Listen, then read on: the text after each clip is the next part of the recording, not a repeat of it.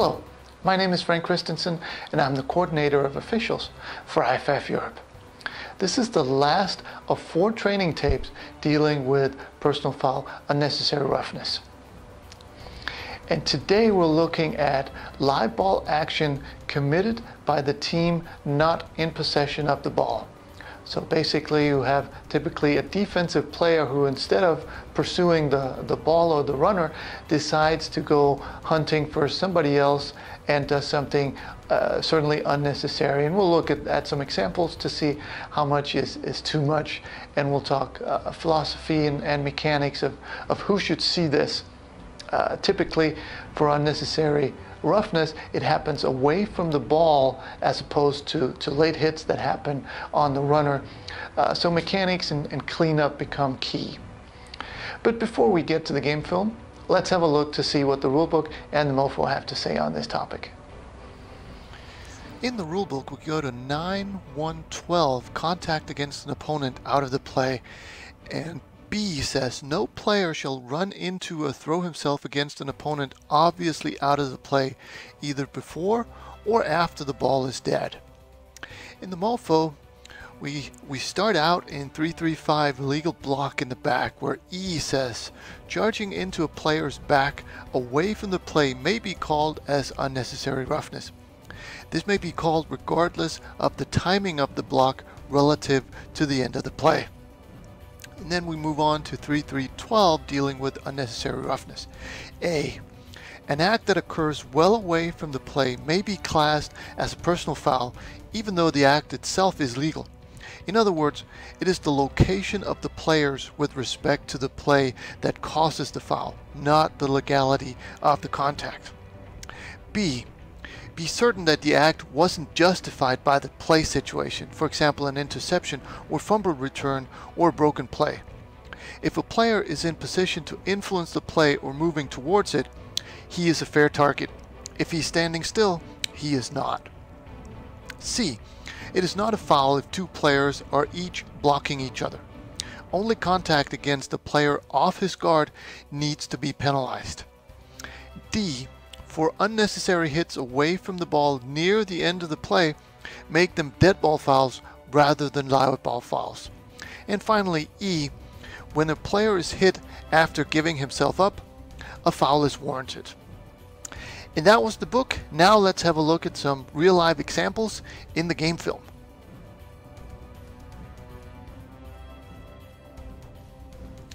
In this first example, we're looking at the cornerback away from the camera, so up in the corner there, and everything looks fine to begin with. He's covering his receiver, and then he does that right there at the end. So right when he realizes that he's not going to be able to participate in the play and the runner is going out of bounds, he decides to do that completely unnecessary hit on the receiver there, who's really, I mean, he's running in that direction, but he's really not participating in the play.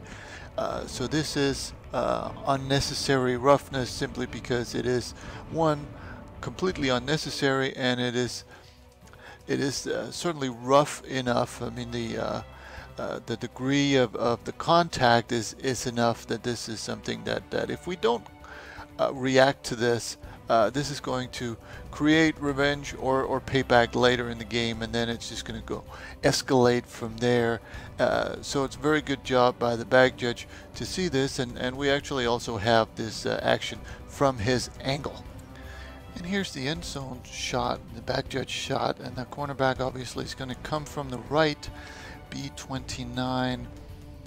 And here he comes, and the back judge really does a very good job of moving out to the side. This is more of a mechanical issue, but he does an excellent job of moving towards the sideline where all the action is, because as you can see, all the players are out here, and anything that happens behind him will be cleaned up by the backside sideline officials.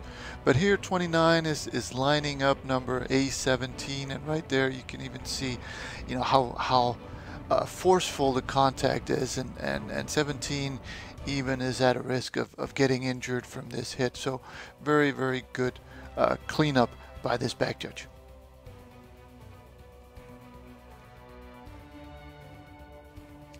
In this example, we're also looking at the cornerback at the top of the screen, and we'll notice that this turns into running play to this side of the field, and the receiver really is not running around. He's really not he's not coming up to block the cornerback. He's just kind of running and looking at the play. He's not really participating.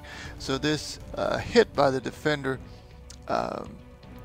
while maybe legal in its own right, is totally unnecessary.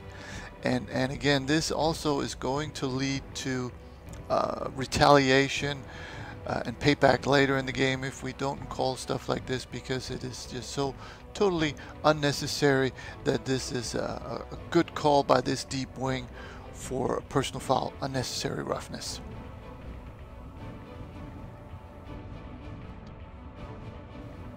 On this play, we're looking at the outside linebacker B31 away from the camera, and he's going to do two different hits that will very well illustrate right there and then right there, illustrate the difference in what we're talking about. So this one right there is okay. He is still trying to get to the ball, to the runner.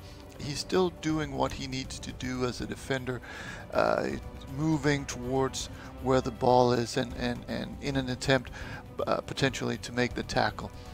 Now, once he realizes that he no longer has an opportunity to get to the runner before the play is over, he decides to level a 44 from the back. So the first one right there, let's do it again. First one right there is okay. That is within the rules. The second one is just a cheap shot, and I'm sure that that A44 did not take kindly to that. So when we don't call that, that is going to create problems down the road.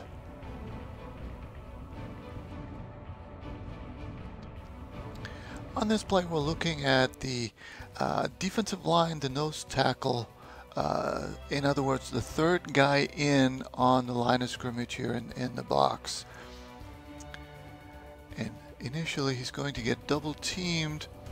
And now the ball is passed all the way to the numbers on the other side. And right there, this guy just decides to level the defensive or the offensive lineman. And this is, again, you know, we're seeing a pattern here. The ball is completely gone. He is no longer doing what he needs to be doing as a defender. He just picks out somebody and takes them out. And if we don't see this, if we don't call this, this is going to cause problems down the road. In this situation, typically either the referee or probably more relevant, the wing would be the one to clean this up. It looks like this wing at the bottom of the screen is too focused on the ball all the way, 50 yards away from him, where his eyes would be better spent cleaning up behind the play, because we've got enough officials covering the ball and the players on the other side of the field, and nobody watches this defender level A74.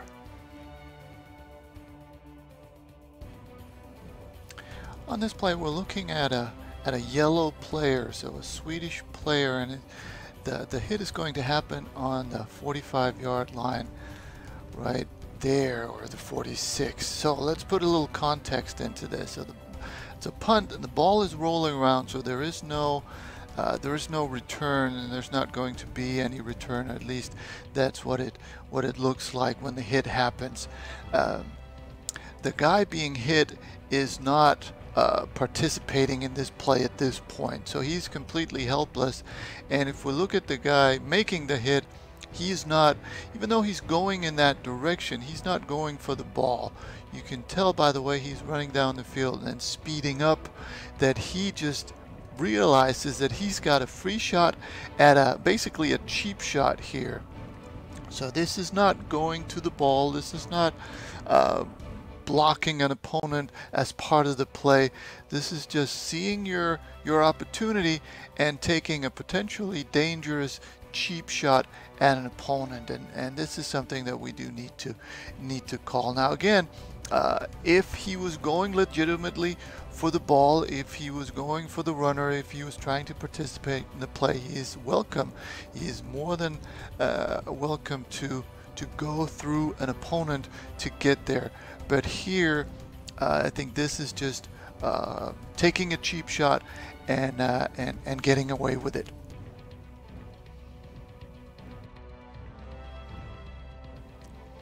On this play, all we have to do is follow A55, the up back number 55 there. And the ball is going to get kicked here, and he's going to run down the field. And as you can see, somebody tries to block him, and he doesn't take kindly to that, so he retaliates completely unnecessarily in the back. But this is more than a block in the back. This is so much that we're going to go personal foul, unnecessary roughness on it. But let's just go back for a little while and have a look at the umpire here, because the umpire does a good job of turning around with the players, and now he's cleaning up. And that is the reason that he actually sees this action and calls it. He does an excellent job first of mechanics of turning around with the players, and then he does an excellent job of cleaning up, so we actually catch 55 with this unnecessary cheap shot.